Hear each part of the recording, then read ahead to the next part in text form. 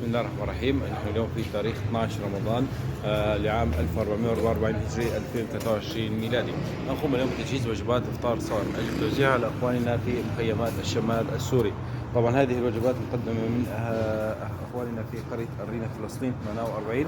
جزاكم الله عنا كل خير وجعل الله في ميزان حسناتكم يوم القيامه. ونقول لكم كما قال رسول الله صلى الله عليه وسلم: من فطر صائما كان له مثل اجره غير انه لا ينقصه من اجر الصائم شيئا.